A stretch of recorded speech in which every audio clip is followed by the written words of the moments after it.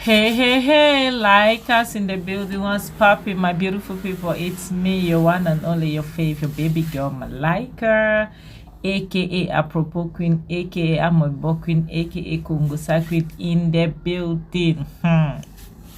So, my people, please just grab some popcorn, grab something to push it down so that we could sit and talk. So, I'm doing the review of the Agony of Mr. Aloy, episode 7. Okay.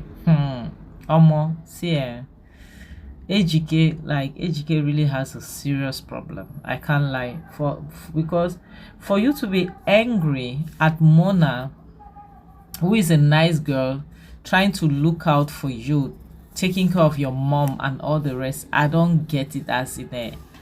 I don't know what's AGK's problem for real. Because how would you, a son, you call that woman your mother? Because when Mounachi calls her mother, he will be like, she's not your mother, she's my mother. But you cannot treat her like your mother. Now, Mounachi trying to treat your own mother like her mother becomes a problem for you, because imagine AGK burning the clothes Mounachi got for Mama just because he's angry, And on top of that, trying to force Mama to eat from the dustbin, like carrying food from the dustbin, feeding her with it, rubbing it all over her body. And now the only way Mounachi could stop him, because he's stronger, eventually he's a man, the only way she could stop him was the way she thought could be the best way, in as much as violence is never the result of anything. But at that moment, she couldn't think straight. She's making a calm, innocent, beautiful, peaceful girl to become violent, because you see, the only thing she could think of was to get a frying pan to hit you with it. That resulted in him going to the hospital.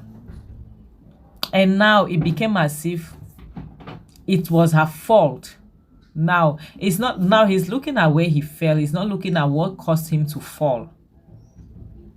He's not looking at the fact that Mounachi almost sent him to the other side. But he's not looking at the fact that what did he do before Mounachi had to take that action? You see, that's the problem we have today. How could you feed your mother from the dustbin because you want to mistreat her? Okay, now he's coming back from the hospital. Mounachi is already with Rita talking about, and Rita is telling her that she has to make up her mind. Mama needs to go back to the village before things escalate, like things gets out of hand. And they're planning on that, only for AGK to return from the hospital with. It would have been better if he had returned only with Andy, because at least Andy is a sincere person. He would have talked some sense into his head. But AGK had to return with Dan of all people. Dan that will never say anything sensible. Dan of all people. And be spewing nonsense. Until telling AGK that's why he didn't want him to get married to her, because no woman dares do what she did to him. Like, no woman dares that. If not talking like that, like, where is that AG? Where is that Mounachi?